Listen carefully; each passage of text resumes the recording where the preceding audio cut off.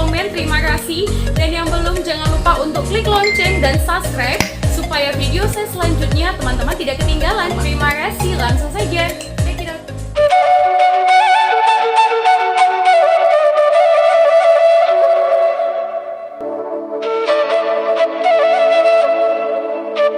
Batu Cawan, pemandian para raja Batak, pesona dan sakralitas. Ya teman, oleh masyarakat suku Batak, objek budaya ini dianggap sakral karena konon dulunya Batu Cawan menjadi tempat pemandian suci bagi raja-raja Batak yang tinggal di Pusuk Buhit. Ya, kolam air Batu Cawan terbentuk secara alami teman. Batu besar yang menyerupai mangkuk menampung air yang bersumber dari aliran air terjun kecil di sisi kolam. Tinggi tebing air terjun itu kira-kira 6 meter teman. Ya, sedangkan diameter kolam itu sendiri sekitar 4 meter dengan kedalaman kurang lebih 1,5 meter. Nah teman, tidak seperti air telaga-telaga pemandian pada umumnya, air di Batu Cawan memiliki rasa. Ya, ketika tersentuh lidah, air tersebut terasa agak kecut, masam, namun segar alami, mirip perasan jeruk perut. Permukaan airnya tampak berkilap seperti minyak, berwarna kuning kehijauan. Namun kalau diserok pakai tangan, tidak ada minyak di atas airnya.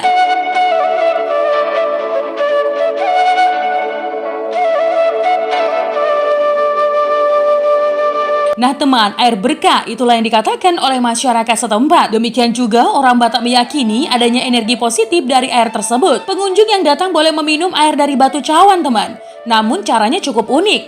Dari bibir kolam, pengunjung harus menundukkan kepala. Kemudian mulut langsung menyeruput permukaan airnya. Nah, tak boleh pakai alat bantu ya teman. Seperti gayung, gelas, ataupun tangan. Setelah itu, barulah boleh cuci muka dan membasahi rambut. Airnya juga bisa dibawa pulang teman. Air tersebut dipercaya bisa mendatangkan kebaikan, menyembuhkan penyakit, dan membuang sesuatu yang sial di badan. Hanya saja teman, pengunjung dilarang merendamkan tubuhnya ke kolam ini. Bagi yang ingin mandi, lain lagi tempatnya, yakni di aliran air yang berada di bawah kolam Batu Cawan. Di sana juga terdapat babak pemandian yang dilengkapi dengan ruang ganti dan toilet. Nah, menurut sejarah masyarakat suku Batak, Batu Cawan dulunya merupakan tempat pemandian suci raja-raja Batak yang bermukim di Pusuk Buhit. Maka tak heran teman bila orang Batak menganggapnya sakral. Sekarang pada hari-hari tertentu, tempat ini ramai dikunjungi warga sekitar maupun orang Batak yang datang dari perantauan. Ya, untuk melakukan tradisi ritual sekaligus berziarah ke tanah leluhur. Ada yang niatnya ingin berobat, ada yang mau berdoa. Ya, mereka percaya tempat ini bertuah.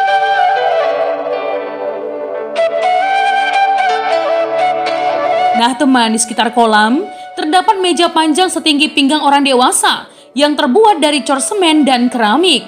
Nah, fungsinya semacam altar teman. Nah teman, di meja itu pengunjung yang berziarah biasanya meletakkan semacam persembahan seperti jeruk purut, daun sirih, buah-buahan, rokok, telur ayam, hingga kambing hidup. Namun jika kita bermaksud sekedar ingin melihat-lihat dan menikmati pesona alam peninggalan objek wisata di Batu Cawan tanpa melakukan acara ritual juga tidak masalah loh teman.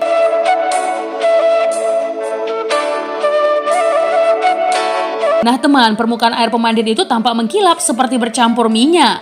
Rasanya juga masam seperti air perasan jeruk perut loh teman. Padahal tidak ada sama sekali potongan jeruk perut di dalam kolam. Dan mengingat pengunjung tidak boleh memasukkan sesuatu ke dalam air. Bahkan untuk meminum pun harus langsung dari mulut. Tidak boleh menggunakan media seperti cangkir.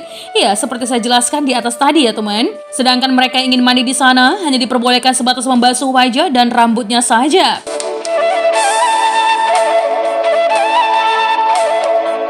Ya, permukaan air yang mengkilap dan rasanya masam itulah yang menjadi situs ini berbeda. Ya, dari sumber-sumber mata air lain yang dalam masyarakat Batak Toba kerap memiliki nilai-nilai tertentu.